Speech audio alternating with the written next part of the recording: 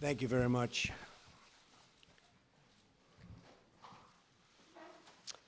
I wanted to begin by mentioning that the nominee for Secretary of the Department of Labor will be Mr. Alex Acosta.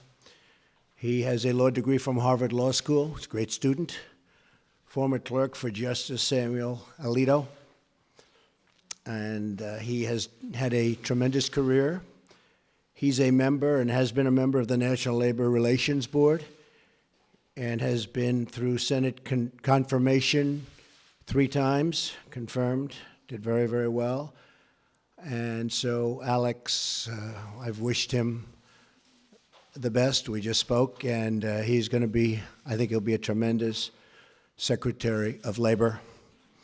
And also, as you probably heard just a little while ago, Mick Mulvaney, a former congressman, has just been approved, weeks late, I have to say that, weeks late, Office of Management and Budget, and he will be, I think, a fantastic addition. Paul Singer just left. As you know, Paul was very much involved with the anti-Trump, or as they say, never Trump.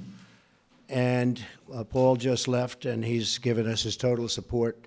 And it's all about unification. We're unifying the party, and hopefully we're going to be able to unify the country. It's very important to me. I've been talking about that for a long time, but it's very, very important to me. So I want to thank Paul Singer for being here and for coming up to the office. He was a very strong opponent, and now he's a very strong ally, and I appreciate that. I think I'll say a few words, and then we'll take some questions. And I had this time, we've been negotiating a lot of different transactions to save money on contracts that were terrible, including airplane contracts that were out of control and late and terrible, just absolutely catastrophic in terms of what was happening. And we've done some really good work. We're very proud of that. And then right after that, you prepare yourselves. We'll do some questions, unless you have no questions. That's always a possibility. I'm here today to update the American people on the incredible progress that has been made in the last 4 weeks since my inauguration. We have made incredible progress. I don't think there's ever been a president elected who in this short period of time has done what we've done. A new Rasmussen poll, in fact, because the people get it. Much of the media doesn't get it. They actually get it, but they don't write it. Let's put it that way. But a new Rasmussen poll just came out just a very short while ago, and it has our approval rating at 55% and going up. The stock market has hit record numbers, as you know, and there has been a tremendous surge of optimism in the business world, which is, to me, means something much different than it used to. It used to mean, oh, that's good. Now it means that's good for jobs. Very different. Plants and factories are already starting to move back into the United States, and big league, Ford, General Motors, so many of them. I'm making this presentation directly to the American people with the media present, which is an honor to have you. This morning, because many of our nation's reporters and folks will not tell you the truth and will not treat the wonderful people of our country with the respect that they deserve.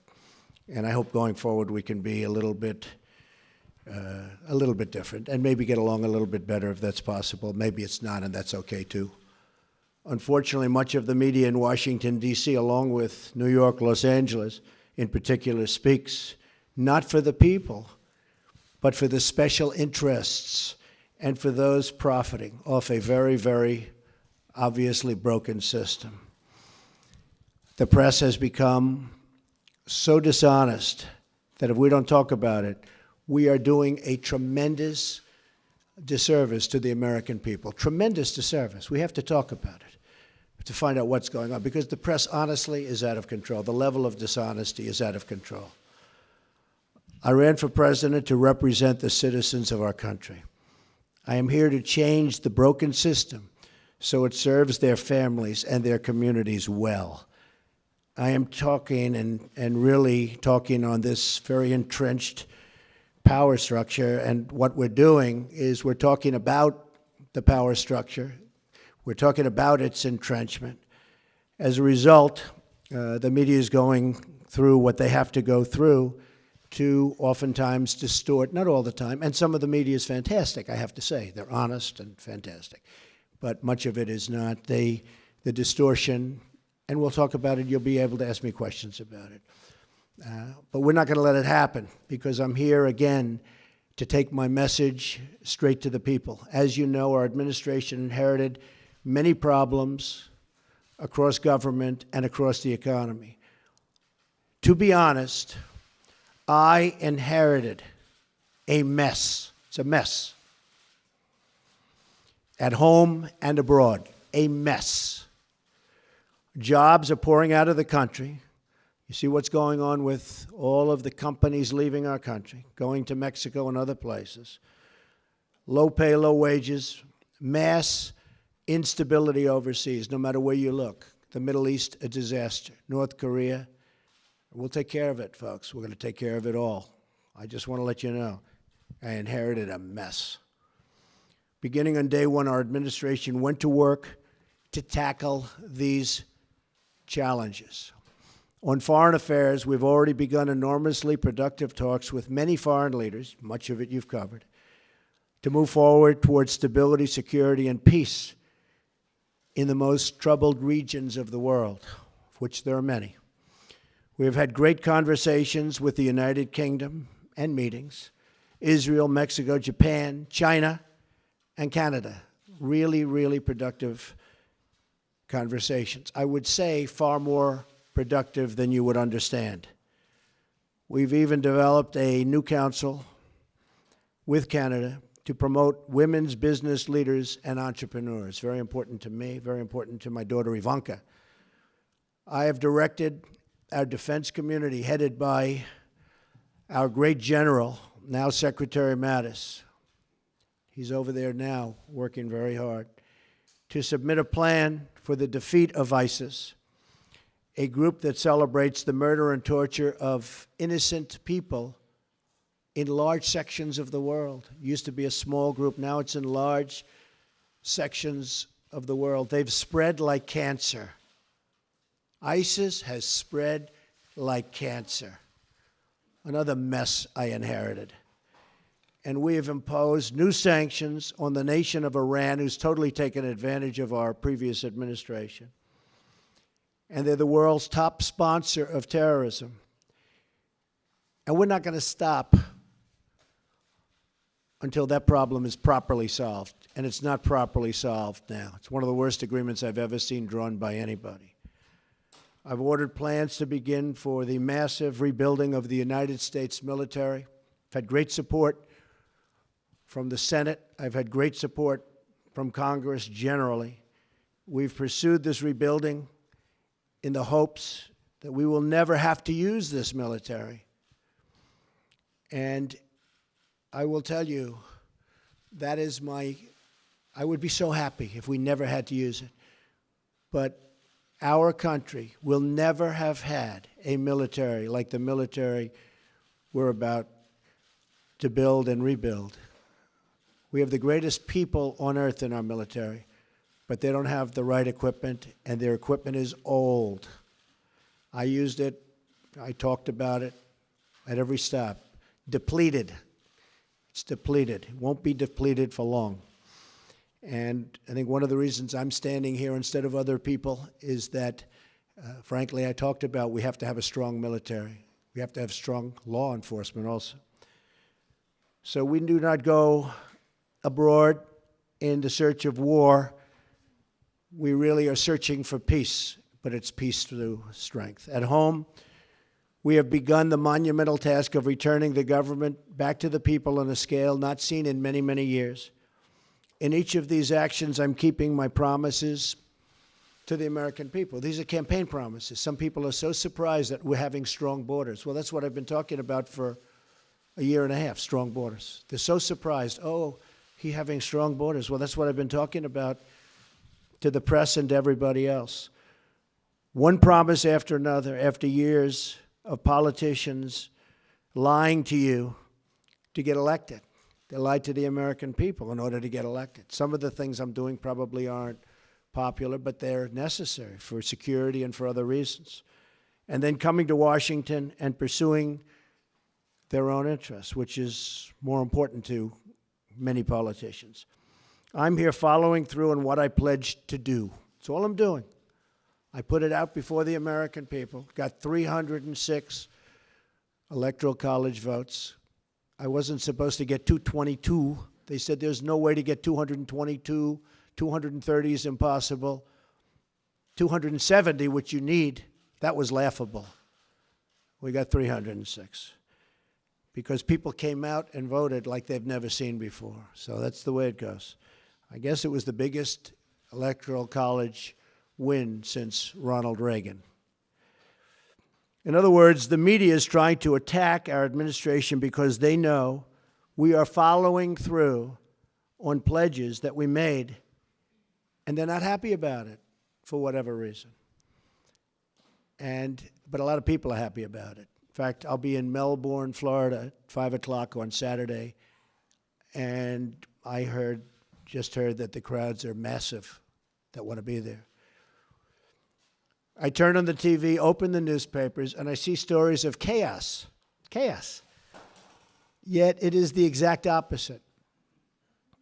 This administration is running like a fine-tuned machine, despite the fact that I can't get my cabinet approved.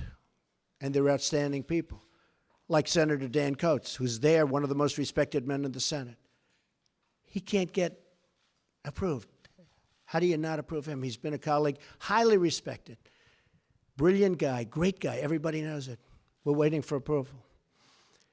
So we have a wonderful group of people that's working very hard, that's being very much misrepresented about, and we can't let that happen. So if the Democrats who have, all you have to do is look at where they are right now. The only thing they can do is delay, because they've screwed things up royally, believe me. Let me list to you some of the things that we've done in just a short period of time. I just got here. I got here with no cabinet. Again, each of these actions is a promise I made to the American people. So we'll go over just some of them, and we have a lot happening next week and in the weeks coming. We've withdrawn from the job-killing disaster known as Trans-Pacific Partnership. We're going to make trade deals, but we're going to have one-on-one deals, bilateral. We're going to have one-on-one deals. We've directed the elimination of regulations that undermine manufacturing and called for expedited approval of the permits needed for America and American infrastructure. And that means plant, equipment, roads, bridges, factories. People take 10, 15, 20 years to get disapproved for a factory. They go in for a permit. It's many, many years. And then at the end of the process, they spend tens of millions of dollars on nonsense. And at the end of the process, they get rejected. Now, they may be rejected with me, but it's going to be a quick rejection. Not going to take years. But mostly, it's going to be an acceptance. We want plants built, and we want factories built, and we want the jobs. We don't want the jobs going to other countries. We've imposed a hiring freeze on non-essential federal workers. We've imposed a temporary moratorium on new federal regulations. We've issued a game-changing new rule that says for each one new regulation, 2 old regulations must be eliminated. Makes sense. Nobody's ever seen regulations like we have. You go to other countries and you look at industries they have and you say, let me see your regulations. And they're a fraction, just a tiny fraction of what we have. And I want regulations because I want safety, I want all environmental situations to be taken properly care of. It's very important to me. But you don't need 4 or 5 or 6 regulations to take care of the same thing. We've stood up for the men and women of law enforcement, directing federal agencies to ensure they are protected from crimes of violence. We've directed the creation of a task force for reducing violent crime in America, including the horrendous situation, take a look at Chicago and others, taking place right now in our inner cities. Horrible. We've ordered the Department of Homeland Security and Justice to coordinate on a plan to destroy criminal cartels coming into the United States with drugs. We're becoming a drug-infested nation. Drugs are becoming cheaper than candy bars, and we're not going to let it happen any longer. We've undertaken the most substantial border security measures in a generation to keep our nation and our tax dollars safe, and are now in the process of beginning to build a promised wall on the southern border. Met with General, now Secretary Kelly, yesterday, and we're starting that process. And the wall is going to be a great wall, and it's going to be a wall negotiated by me. The price is going to come down just like it has on everything else I've negotiated for the government. And we're going to have a wall that works. We're not going to have a wall like they have now, which is either non-existent or a joke. We've ordered a crackdown on sanctuary cities that refuse to comply with federal law and that harbor criminal aliens, and we've ordered an end to the policy of catch and release on the border. No more release. No matter who you are, release. We've begun a nationwide effort to remove criminal aliens, gang members, drug dealers, and others who pose a threat to public safety. We are saving American lives every single day. The court system has not made it easy for us.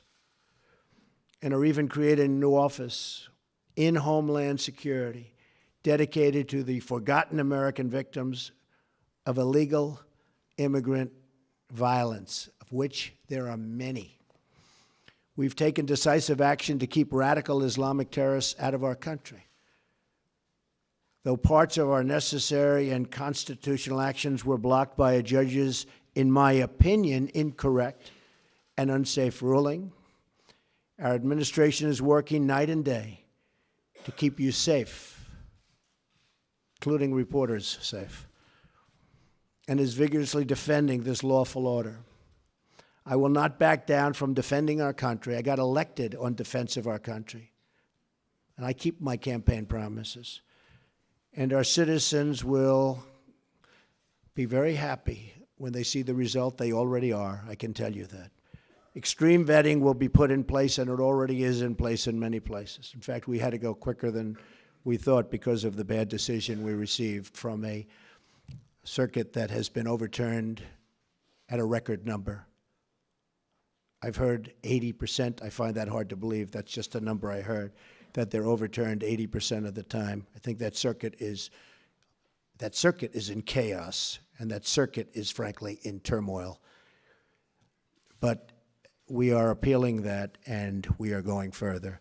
We're issuing a new executive action next week that will comprehensively protect our country. So we'll be going along the one path and hopefully winning that. At the same time, we will be issuing a new and very comprehensive order to protect our people. And that'll be done sometime next week, toward the beginning or middle at the latest part. We've also taken steps to begin construction of the Keystone Pipeline and Dakota Access Pipelines, thousands and thousands of jobs, and put new Buy American measures in place to require American steel for American pipelines. In other words, they build a pipeline in this country, and we use the powers of government to make that pipeline happen. We want them to use American steel. And they're willing to do that, but nobody ever asked before I came along. Even this order was drawn, and they didn't say that. And I'm reading the order, I'm saying, why aren't we using American steel? And they said, that's a good idea, we put it in. To drain the swamp of corruption in Washington, D.C., I've started by imposing a 5-year lobbying ban on White House officials and a lifetime ban on lobbying for a foreign government. We've begun preparing to repeal and replace Obamacare. Obamacare is a disaster, folks. It's a disaster. You know, you can say, oh, Obamacare. I mean, they fill up our rallies with people that you wonder how they get there, but they're not the Republican people that our representatives are representing. So we've begun preparing to repeal and replace Obamacare and are deep in the midst of negotiations on a very historic tax reform to bring our jobs back. We're going to bring our jobs back to this country, big league. It's already happening, but big league. I've also worked to install a cabinet over the delays and obstruction of Senate Democrats. You've seen what they've done over the last long number of years. That will be one of the great cabinets ever assembled in American history. You look at Rex Tillerson, is out there negotiating right now. General Mattis, I mentioned before, General Kelly. We have great people. Mick is with us now. We have great people. Among their responsibilities will be ending the bleeding of jobs from our country and negotiating fair trade deals for our citizens. Now look, fair trade, not free, fair. If a country is taking advantage of us, we're not going to let that happen anymore. Now, every country takes advantage of us, almost. I may be able to find a couple that don't. But for the most part, that would be a very tough job for me to do. Jobs have already started to surge. Since my election, Ford announced it will abandon its plans to build a new factory in Mexico and will instead invest $700 million in Michigan, creating many, many jobs. Fiat Chrysler announced it will invest $1 billion in Ohio and Michigan, creating 2,000 new American jobs. They were with me a week ago. You know, you were here. General Motors likewise committed to invest billions of dollars in its American manufacturing operation, keeping many jobs here that were going to leave. And if I didn't get elected, believe me, they would have left. And these jobs and these things that I'm announcing would never have come here. Intel just announced that it will move ahead with a new plant in Arizona that probably was never going to move ahead with. And that will result in at least 10,000 American jobs. Walmart announced it will create 10,000 jobs in the United States just this year because of our various plans and initiatives. And there'll be many, many more, many more. These are a few that we're naming. Other countries have been taking advantage of us for decades, decades and decades and decades, folks. And we're not going to let that happen anymore. Not going to let it happen. And one more thing, I have kept my promise to the American people by nominating a justice of the United States Supreme Court, Judge Neil Gorsuch, who is from my list of 20 and who will be a true defender of our laws and our Constitution. Highly respected. Should get the votes from the Democrats. You may not see that, but he'll get there one way or the other. But he should get there the old-fashioned way, and he should get those votes. This last month has represented an unprecedented degree of action on behalf of the great citizens of our country. Again, I say it, there has never been a presidency that's done so much in such a short period of time. And we haven't even started the big work yet.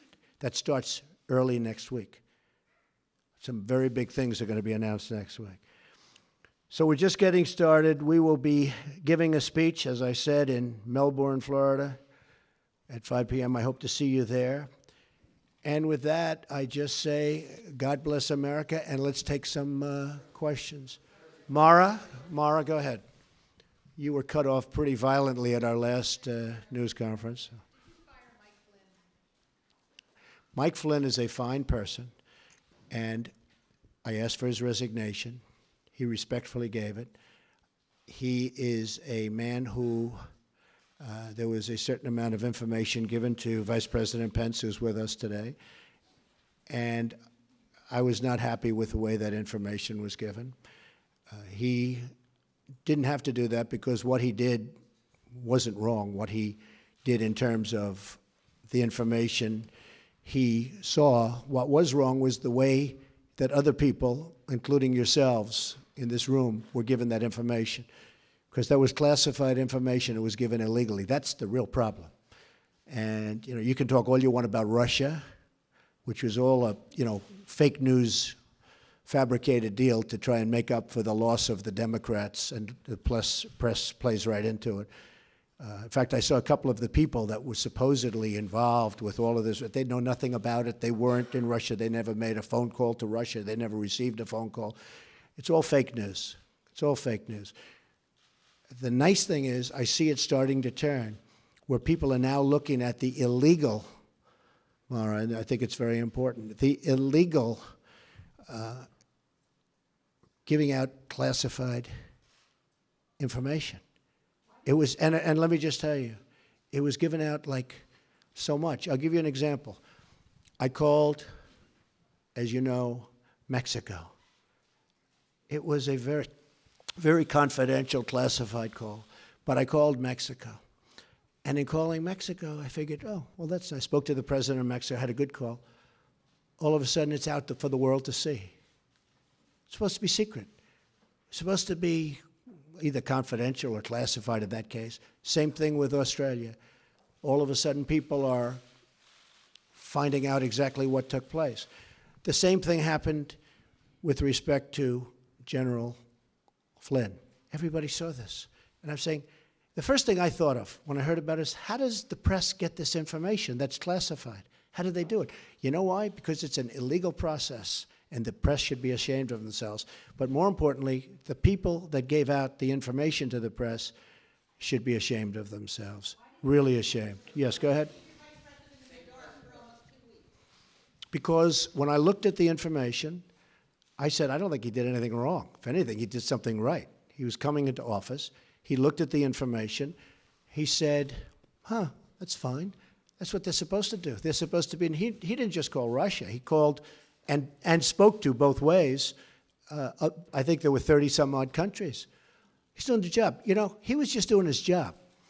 The thing is, he didn't tell our vice president properly, and then he said he didn't remember. So either way, it wasn't very satisfactory to me. And I have somebody that I think will be outstanding for the position, and that also helps, I think, in the making of my decision. But he didn't tell the Vice President of the United States the facts, and then he didn't remember, and that just wasn't acceptable to me. Yes. Since you brought up Russia, I'm looking for some clarification here. During your campaign, did anyone from your team communicate with members of the Russian government or Russian intelligence? And if so, what were the nature of those conversations? Yeah. Well, the failing New York Times wrote a big, long front-page story yesterday. And it was very much discredited, as you know. It's a joke. And the people mentioned the story. I noticed they were on television today saying they never even spoke to Russia. They weren't even a part, really. I mean, they were such a minor part. I hadn't spoken to them. I think the one person, I don't think I've ever spoken to him. I don't think I've ever met him. And he actually said he was a very low-level member of, I think, a committee for a short period of time. I don't think I ever met him. Now, it's possible that I walked into a room and he was sitting there, but I don't think I ever met him. I didn't talk to him ever, and he thought it was a joke. The other person said he never spoke to Russia, never received a call, look at his phone records, et cetera, et cetera. And the other person, people knew that he represented various countries, but I don't think he represented Russia, but knew that he represented various countries. That's what he does. I mean, people know that. That's Mr. Manafort, who's, by the way, a respected man. He's a respected man. But I think he represented the Ukraine or Ukraine government or somebody. But people knew that. Everybody knew that. So these people, and he said that he has absolutely nothing to do and never has with Russia. And he said that very forcefully. I saw his statement. He said it very forcefully. Most of the papers don't print it because that's not good for their stories. So the three people that they talked about all totally deny it. And I can tell you, speaking for myself, I own nothing in Russia. I have no loans in Russia. I don't have any deals in Russia. President Putin called me up very nicely to congratulate me on the win of the election. He then called me up extremely nicely to congratulate me on the inauguration, which was terrific. But so did many other leaders, almost all other leaders from almost all other countries. So that's the extent. Russia is fake news. This is fake news put out by the media. The real news is the fact that people probably from the Obama administration, because they're there, because we have our new people going in place right now. As you know, Mike Pompeo is now taking control of the CIA. James Comey at FBI. Dan Coates is waiting to be approved. I mean, he is a senator and a highly respected one, and he's still waiting to be approved. But our new people are going in. And just while you're at it, because you mentioned this, Wall Street Journal did a story today that was almost as disgraceful as the failing New York Times' story yesterday. And it talked about, you saw it front page. So, Director of National Intelligence just put out, acting, a statement. Any suggestion that the United States intelligence community, this was just given to us, is withholding information and not providing the best possible intelligence to the president and his national security team is not true. So they took this front page story out of the Wall Street Journal, top, and they just wrote the story that it's not true. And I'll tell you something, I'll be honest, because I sort of enjoy this back and forth, and I guess I have all my life, but I've never seen more dishonest media than, frankly, the political media. I thought the financial media was much better, much more honest. But I will say that I never get phone calls from the media. How do they write a story like that in the Wall Street Journal without asking me? Or how do they write a story in the New York Times, put it on front page? That was like the story they wrote about the women and me. Front page, big, massive story. And it was nasty. And then they called, they said, we never said that. We like Mr. Trump. They called up my office. We like Mr. Trump. We never said that. And it was they totally misrepresented those very wonderful women, I have to tell you. Totally misrepresented. I said, give us a retraction. They never gave us a retraction. And frankly, I then went on to other things. Okay. Go ahead. You okay? You said, I am just wondering, good. Very simply, you said today that you had the biggest electoral margin since Ronald Reagan, 304 or 306 electoral votes. In fact, President Obama got 365. Well, I'm talking about Republican. Yeah. Obama 300. Yeah. George H.W. Bush 426 when he won as president. So why should Americans trust? Well, no, I was given that information. I don't know. I was just given. We had a very, very big margin. I guess my question is, why should Americans trust you when you accuse the information they receive of being fake when you're providing information? Well, I don't know. I was given that information. I've seen that information around. But it was a very substantial victory. Do you agree with that? Okay, thank you. That's a good answer. Yes. Good, sure. Can you tell us, in determining that Lieutenant General Flynn was no wrongdoing in your mind, what evidence was weighed? Did you ask for transcripts of these telephone intercepts of Russian officials, particularly perhaps the Kissinger, who he was communicating with?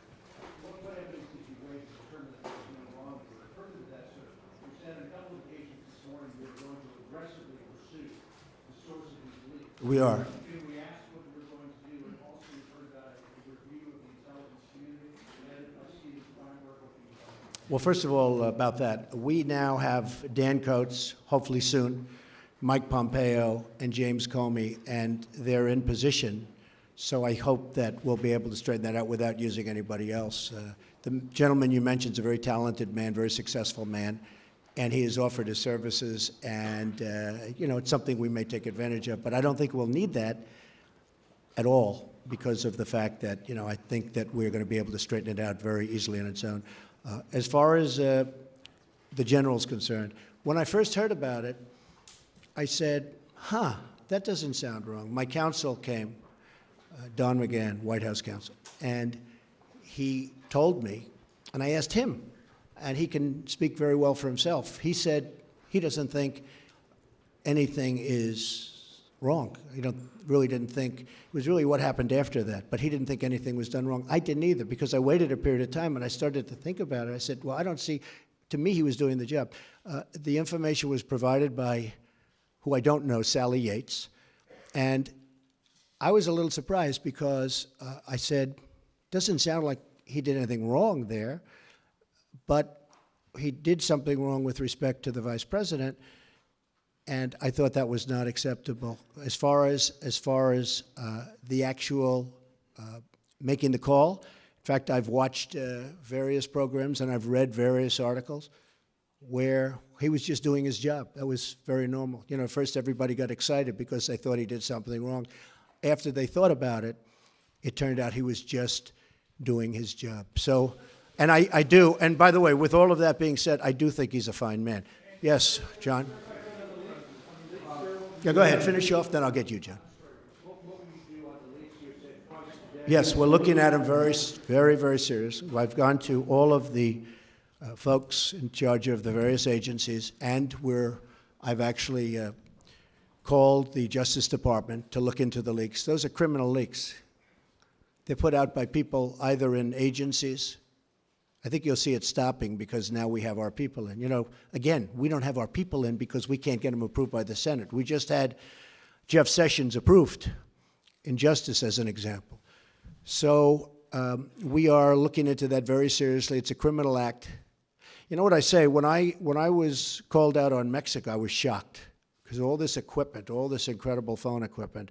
When I was called out on Mexico, I was really, really surprised. But I said, you know, it doesn't make sense. That won't happen. But that wasn't that important to call. It was fine. I could show it to the world, and he could show it to the world. The president, who's a very fine man, by the way. Same thing with Australia. I said, that's terrible that it was leaked, but it wasn't that important. But then I said to myself, what happens when I'm dealing with the problem of North Korea? What happens when I'm dealing with the problems in the Middle East? Are you folks going to be reporting all of that very, very confidential information, very important, very, you know, I mean, at the highest level? Are you going to be reporting about that too? So I don't want classified information getting out to the public. And in a way, that was almost a test.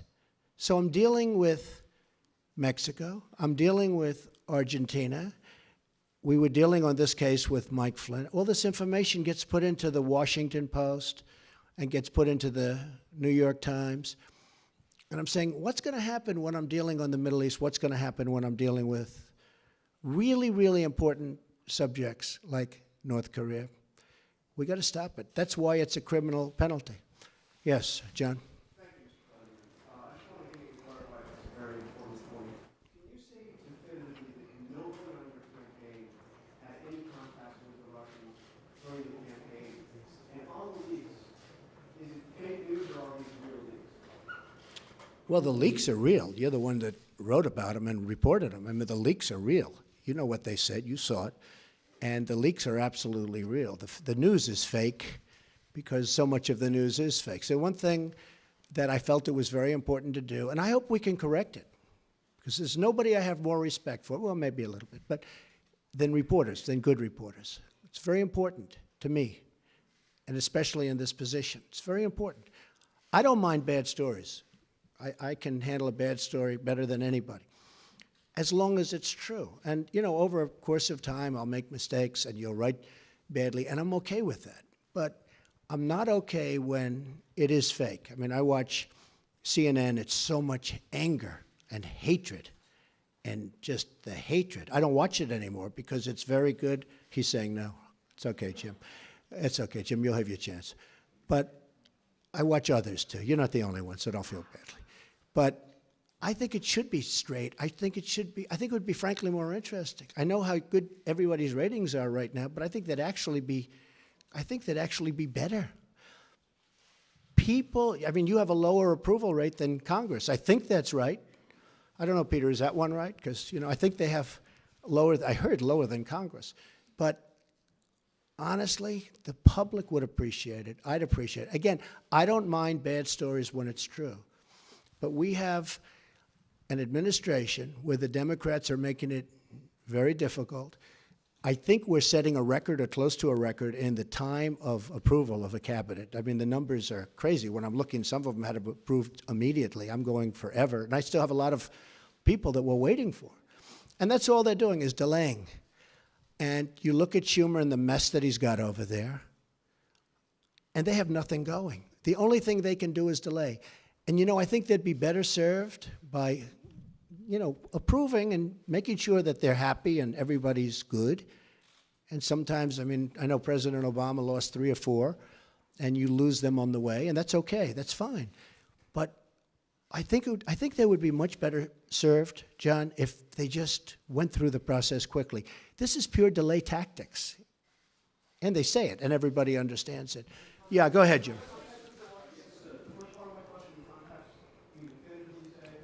Well, I had nothing to do with it. I have nothing to do with Russia. I told you. I have no deals there. I have no anything. Now, when WikiLeaks, which I had nothing to do with, comes out and happens to give, they're not giving classified information. They're giving stuff, what was said in an office about Hillary cheating on the debates, which, by the way, nobody mentions. Nobody mentions that Hillary received the questions to the debates. Can you imagine, seriously, can you imagine if I received the questions? It would be the electric chair. Okay? He should be put in the electric. You would even call for the reinstitution of the death penalty, okay? Maybe not you, John. Yes, we'll do you next, Jim. I'll do you next. Yes, yes? Sure. No, I didn't. No, I didn't. No, I didn't. But Mike, excuse me. No, I fired him because of what he said to Mike Pence. Very simple. Mike was doing his job. He was calling countries and his counterparts. So it certainly would have been okay with me if he did it. I would have directed him to do it if I thought he wasn't doing it. I didn't direct him, but I would have directed him because that's his job. And it came out that way. And in all fairness, I watched Dr. Charles Krauthammer the other night say he was doing his job. And I agreed with him. And since then, I've watched many other people say that. No, I didn't direct him, but I would have directed him if he didn't do it. Okay? Jim? Okay. Well, ask Jeff Zucker how he got his job, okay? Well, not too many. We do have other people. You do have other people, and your ratings aren't as good as some of the other people that are waiting. Pretty good right now, actually. Okay. Go ahead, Jim. If I may ask, sir, you said earlier that WikiLeaks was revealing information about the Hillary Clinton campaign during the election cycle. You welcomed that at one. I was okay with it. You said you loved WikiLeaks. At another campaign press conference, you called on the Russians to find the missing 30,000 emails. I'm wondering, sir, if you. Well, she was actually missing 33, and then that got extended with a whole maybe pile my after numbers that. are off a little bit too. No, but I did say 30, but it was actually higher than that. If I may ask you, sir, it sounds as though you do not have much credibility here when it comes to leaking, if that is something that you encouraged during the campaign. Fair question. Ready? If I may ask you that. No, but let me do one at a If I may time. ask Do you a mind? follow-up. Yes, sir. All right. So in one case, you're talking about highly classified information. In the other case, you're talking about John Podesta saying bad things about the boss. I will say this. If John Podesta said that about me and he was working for me, I would have fired him so fast your head would have spun. He said terrible things about her. But it wasn't classified information. But in one case, you're talking about classified. Regardless, if you look at the RNC, we had a very strong, at my suggestion, and I give Reince great credit for this, at my suggestion, because I know something about this world, I said I want a very strong defensive mechanism. I don't want to be hacked. And we did that. And you have seen that they tried to hack us and they failed. The DNC did not do that. And if they did it, they could not have been hacked. But they were hacked and terrible things came in. And, the only thing that I do think is unfair is some of the things were when I heard some of those things, I picked up the papers the next morning and I said, oh, this is going to be front page. It wasn't even in the papers. Again, if I had that happen to me, it would be the biggest story in the history of publishing or the head of newspapers. I would have been the headline in every newspaper. I mean, think of it. They gave her the questions to a debate, and she should have reported herself. Why didn't Hillary Clinton announce that, I'm sorry, but I have been given the questions to a debate or a town hall, and I feel that it's inappropriate, and I want to turn in CNN for not doing a good job? And if I I may follow up on that, just something that Jonathan Carl was asking you about. You said that the leaks are real, but the news is fake. I guess I don't understand. It seems that there's a disconnect there. If the information coming from those leaks is real, then how can the stories be No, fake? the reporting is fake. And if I Look, may ask, look, I just want to ask Jim, you one know other- what it is? Here's the thing. The public isn't, you know, they read newspapers, they see television, they watch. They don't know if it's true or false because they're not involved. I'm involved. I've been involved with this stuff all my life, but I'm involved. So I know when you're telling the truth or when you're not. I just see many, many untruthful things. And I'll tell you what else I see. I see tone, you know, the word tone. The tone is such hatred.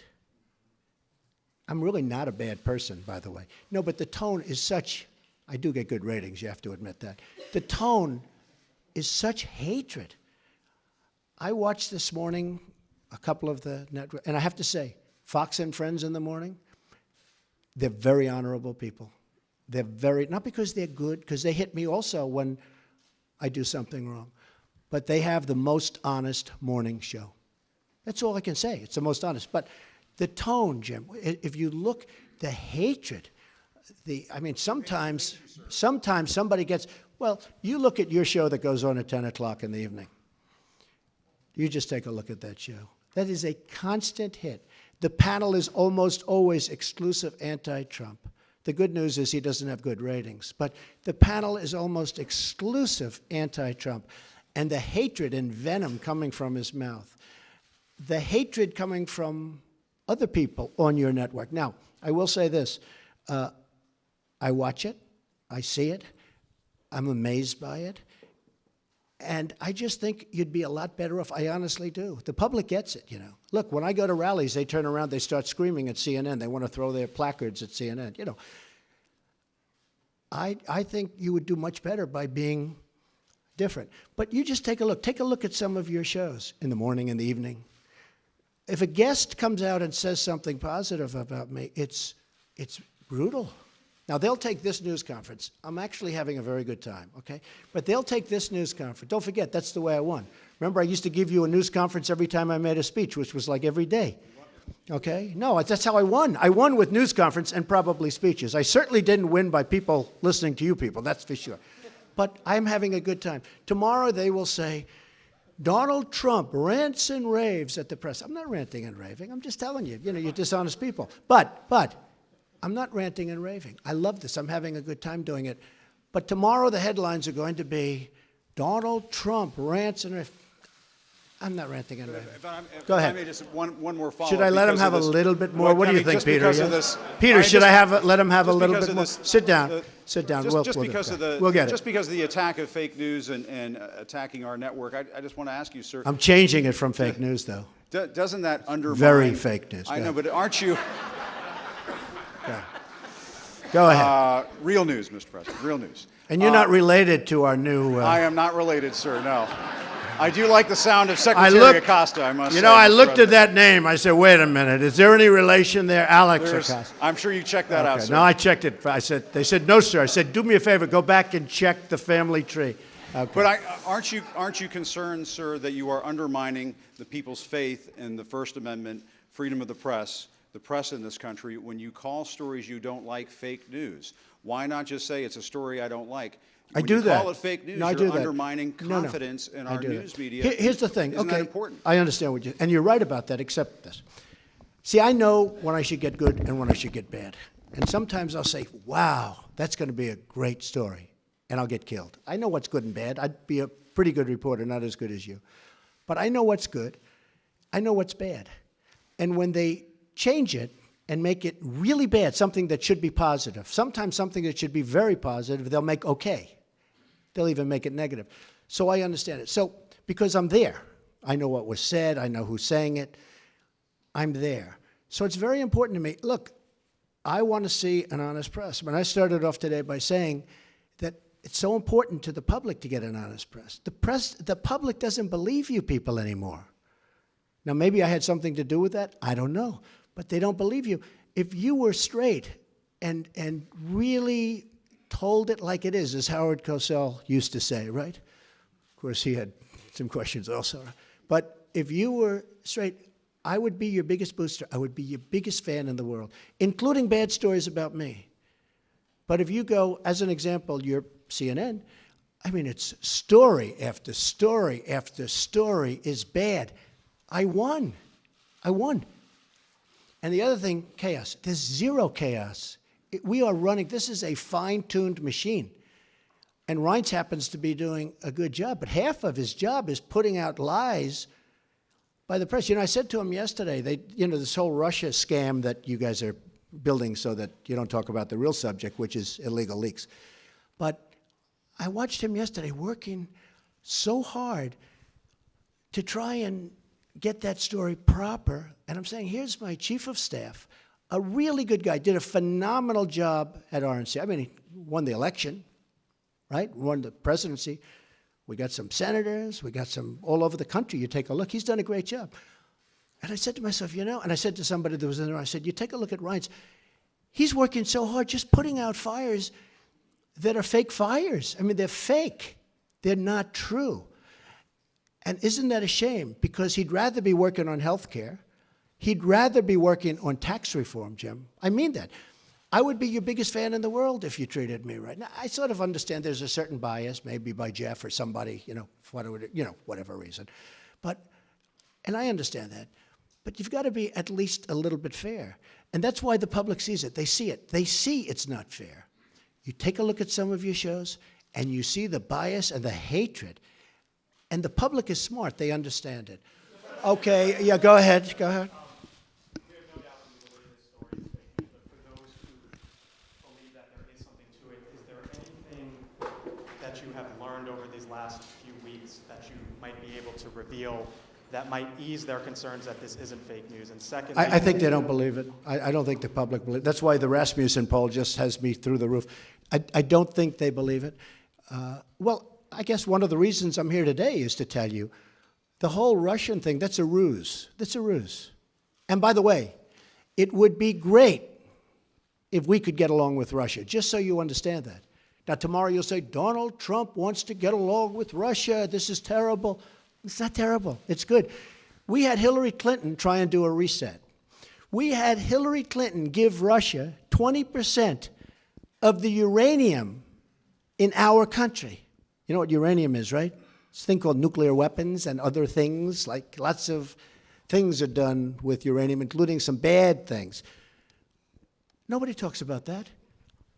I didn't do anything for Russia. I've done nothing for Russia. Hillary Clinton gave them 20% of our uranium. Hillary Clinton did a reset. Remember with the stupid plastic button that made us all look like a bunch of jerks? Here, take a look. He looked at her like, what the hell is she doing with that cheap plastic button? Hillary Clinton, that was a reset. Remember it said reset? Now, if I do that, oh, I'm a bad guy.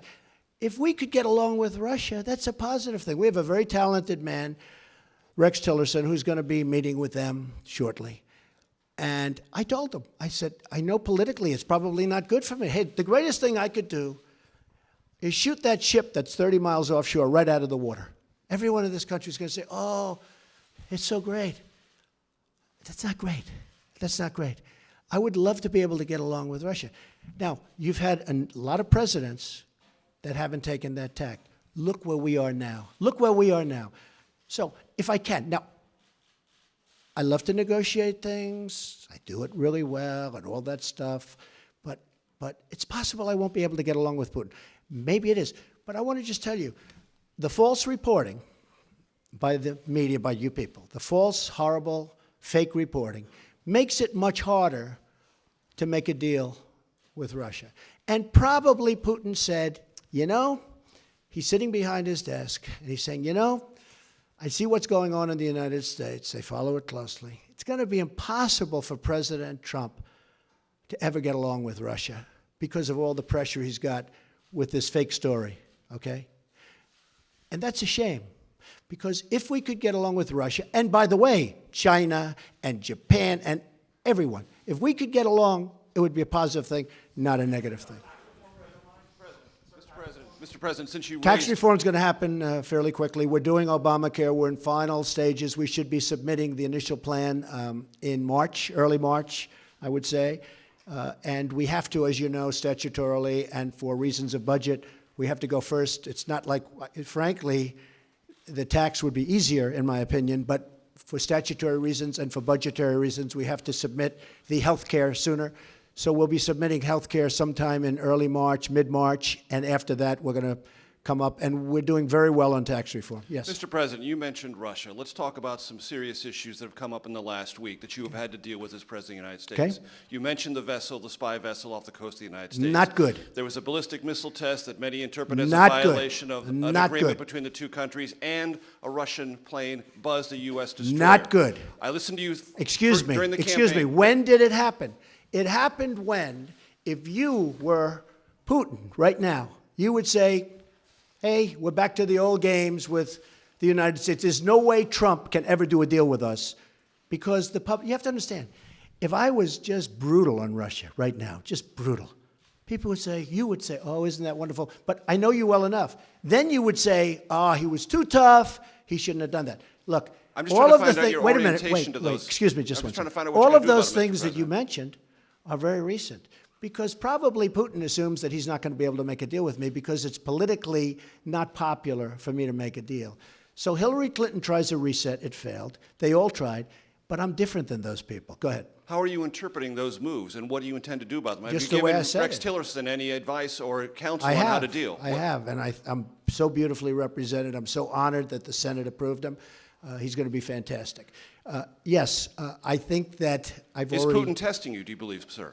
No, I don't think so. I think Putin probably assumes that he can't make a deal with me anymore because politically it would be unpopular for a politician to make a deal. I can't believe I'm saying I'm a politician, but I guess that's what I am now.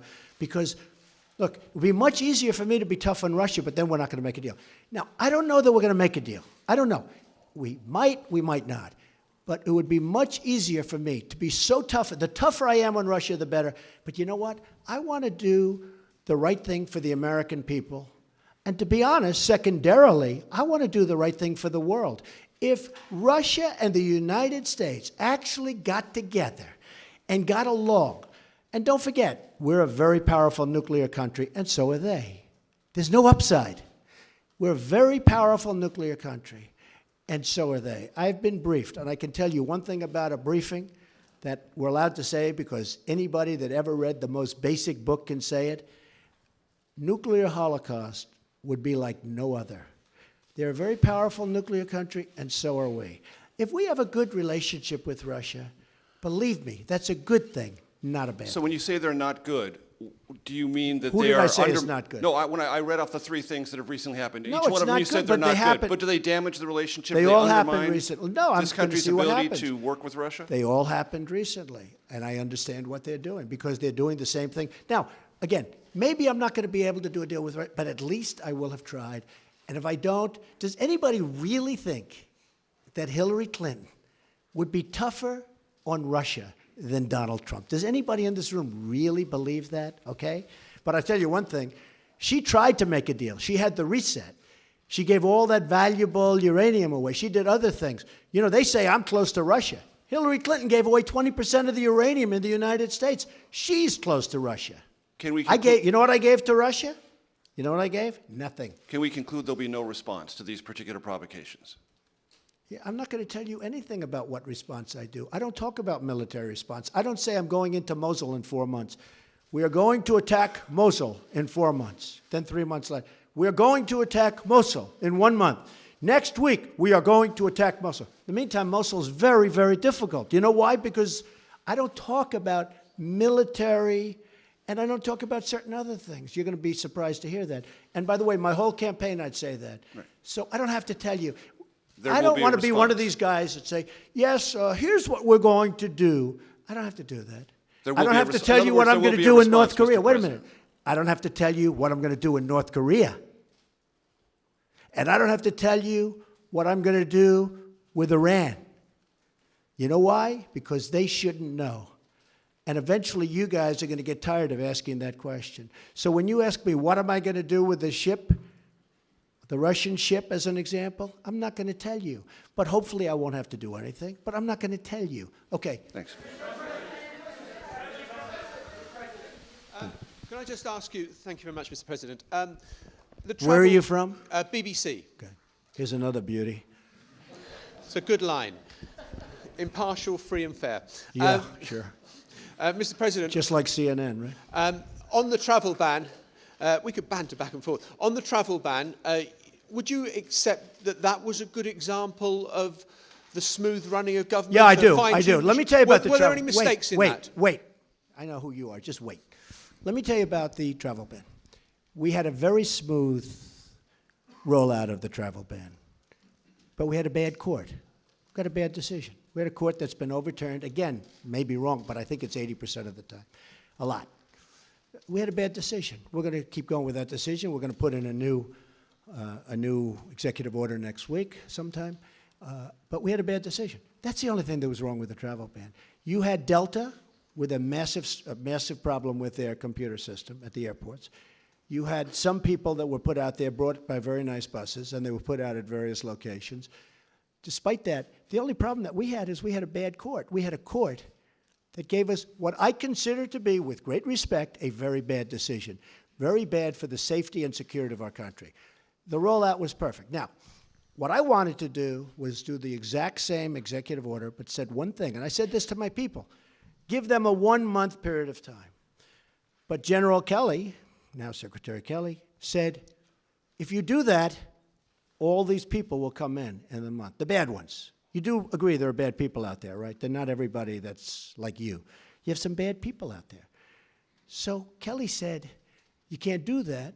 And he was right. As soon as he said it, I said, wow, never thought of it. I said, how about 1 week? He said, no good. You got to do it immediately, because if you do it immediately, they don't have time to come in. Now, nobody ever reports that. But that's why we did it quickly. Now, if I would have done it a month, everything would have been perfect. The problem is we would have wasted a lot of time and maybe a lot of lives, because a lot of bad people would have come into our country. Now, in the meantime, we're vetting very, very strongly. Very, very strongly. But we need help, and we need help by getting that executive order passed. Just a brief follow-up. But if it's so urgent, why not introduce... Yes, go ahead. Was hoping that we could get a yes or no answer on one of these questions involving Russia. Can you say whether you are aware that anyone who advised your campaign had contacts with Russia during the course of the election? Well, I told you, General Flynn obviously was dealing, so that's one person, but he was dealing as he should have been. During the election? No, nobody that I know of. So you're not aware of any contacts during the course of the election? How many times do I have to answer this question? Can you just say Russia yes or no is on a it? ruse. Yeah, I know you have to get up and ask a question, so important. Russia is a ruse. I have nothing to do with Russia. Haven't made a phone call to Russia in years. Don't speak to people from Russia. Not that I wouldn't, I just have nobody to speak to. I spoke to Putin twice. He called me on the election, I told you this, and he called me on the inauguration a few days ago. We had a very good talk, especially the second one. Lasted for a pretty long period of time. I'm sure you probably get it because it was classified, so I'm sure everybody in this room perhaps has it. But we had a very, very good talk. I have nothing to do with Russia. To the best of my knowledge, no person that I deal with does. Now, Manafort has totally denied it. He denied it. Now, people knew that he was a consultant over in that part of the world for a while, but not for Russia. I think he represented Ukraine, or people having to do with Ukraine, or people that, whoever. But people knew that. Everybody knew that. But in his capacity as your campaign manager, was he in touch with Russian officials during the election? You know what? He said no. I can only tell you what he... Now, he was replaced long before the election. You know that, right? He was replaced long before the election. When all of this stuff started coming out, it came out during the election. But Paul Manafort, who's a good man also, by the way, Paul Manafort was replaced long before the election took place. He was only there for a short period of time. Okay. How much longer should we stay here, folks? 5 more minutes. Is that okay? 5? Wait, let's see. I want to find a friendly reporter. Used to say it was John. Are you a friendly reporter? Watch how friendly he is. Wait. Watch how friendly he is. Go ahead. Go ahead.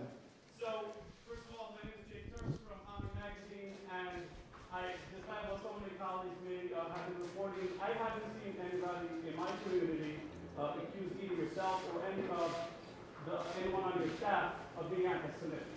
We understand that you have 2 grandchildren who are Zaydi. Thank you. However, What we are concerned about, and what we haven't really heard being addressed, is an update in anti-Semitism and how the government is planning to take care of it. There's been a report out that 48 bomb threats have been made against Jewish centers all across the country in the last couple of weeks. There are people who are committing anti-Semitic acts or threatening to. You see, he said he was going to ask a very simple, easy question. And it's not. It's not. Not a simple question, not a fair question. Okay, sit down. I understand the rest of your question. So here's the story, folks. Number one, I am the least anti-Semitic person that you've ever seen in your entire life. Number two, racism, the least racist person. In fact, we did very well relative to other people running as a Republican. Quiet, quiet, quiet. See, he lied about, he was going to get up and ask a very straight, simple question. So, you know, it's welcome to the world of the media.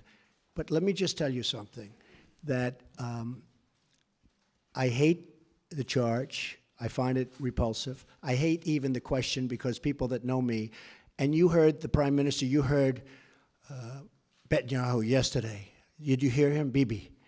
He said, I've known Donald Trump for a long time. And then he said, forget it. So you should take that instead of having to get up and ask a very insulting question like that. Yeah, go ahead. Go ahead. Go ahead. Thank you. I'm Lisa from the PBS. See, it just shows you about the press, but that's the way the press is. Thank you, Mr. President. Lisa Desjardins from the PBS NewsHour. Good. On national security and immigration, can you give us more details on the executive order you plan for next week, even its broad outlines? Yeah. Will it be focused on specific very fair countries? question. And in addition, on the DACA program for immigration, Right. what is your plan? Do you plan to continue that program or to end it? We're going to show great heart. DACA is a very, very difficult subject for me, I will tell you. To me, it's one of the most difficult subjects I have, because you have these incredible kids, in many cases, not in all cases. In some of the cases, they're having DACA and they're gang members and they're drug dealers too. But you have some absolutely incredible kids, I would say mostly. They were brought here in such a way, it's a very, very tough subject. We are going to deal with DACA with heart. I have to deal with a lot of politicians, don't forget. And I have to convince them that what I'm saying is right. And I appreciate your understanding on that. But the DACA situation is a very, it's a very difficult thing for me, because, you know, I love these kids. I love kids. I have kids and grandkids. And I find it very, very hard doing what the law says exactly to do. And, you know, the law is rough. I'm not talking about new laws. I'm talking the existing law is very rough. It's very, very rough. As far as the new order is going to be very much tailored to what I consider to be a very bad decision, but we can tailor the order to that decision and get just about everything, in some ways more, but we're tailoring it now to the decision. We have some of the best lawyers in the country working on it, and the new executive order is being tailored to the decision we got down from the court, okay?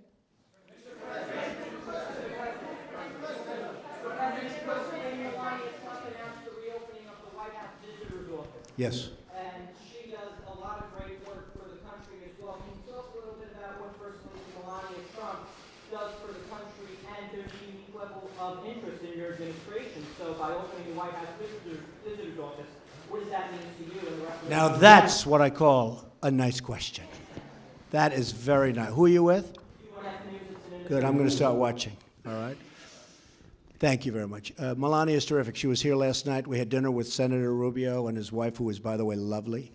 And we had a really good discussion about Cuba, because we have very similar views on Cuba. And Cuba was very good to me in the Florida election, as you know, the Cuban people, Americans. And I think that Melania is going to be outstanding. That's right. She just opened up the visitor center, in other words, touring of the White House. She, like others that she's working with, feel very, very strongly about women's issues, women's difficulties, very, very strongly. And she's a very, very strong advocate. I think she's a great representative for this country. And a funny thing happens, because she gets so unfairly maligned. The things they say, I've known her for a long time. She was a very successful person. She was a very successful model. She did really well. She would go home at night and didn't even want to go out with people. She was a very private person. She was always the highest quality that you'll ever find. And the things they say, and I've known her for a long time, the things they say are so unfair. And actually, she's been apologized to, as you know, by various media, because they said things that were lies. I just tell you this, I think she's going to be a fantastic First Lady. She's going to be a tremendous representative of women and of the people. And helping her and working her will be Ivanka, who is a fabulous person and a fabulous, fabulous woman. And they're not doing this for money. They're not doing this for pay. They're doing this because they feel it, both of them. And Melania goes back and forth. And after Barron finishes school, because it's hard to take a child out of school with a few months left, she and Barron will be moving over to the White House. Okay? Thank you. It's a very nice question. Go ahead. Yes. Hi. Oh, this is going to be a bad question, but that's okay. No, it's not going to be a bad Good, question. because I enjoy watching you on television. Go ahead. Well, thank you so much. Mr. President, I need to find out from you, you said something as it relates to inner cities. That was one of your platforms during your campaign. Now Fix you're the inner cities, yeah. Fixing the inner cities. What will be that fix in your urban agenda, as well as your HBCU executive order that's coming out this afternoon? Now, see, it wasn't bad, was it? That was very professional and very good. Oh, Yeah, very we'll be professional, announcing yes. the order in a little while, and I'd rather let the order speak for itself, but it'll be something I think that will be very good for everybody concerned. But we'll talk to you about that after we do the announcement. As far as the inner cities, as you know, I was very strong on the inner cities during the campaign. I think it's probably what got me a much higher percentage of the African-American vote than a lot of people thought I was going to get. We did, much higher than people thought I was going to get, and I was honored by that, including the Hispanic vote, which was also much higher. And by the way, if I might add, including the women's vote, which was much higher than people thought I was going to get. So we are going to be working very hard on the inner cities, having to do with education, having to do with crime. We're going to try and fix as quickly as possible. It takes a long time. It's taken 100 years and more for some of these places to evolve, and they evolved, many of them, very badly. But we're going to be working very hard on health and health care, very, very hard on education, and also we're going to be working in a stringent way and a very good way on crime. You go to some of these inner city places, and it's so sad when you look at the crime. You have people, and I've seen this, and I've sort of witnessed it. In fact, in 2 cases, I have actually witnessed it. They lock themselves into apartments, petrified to even leave in the middle of the day. They're living in hell. We can't let that happen.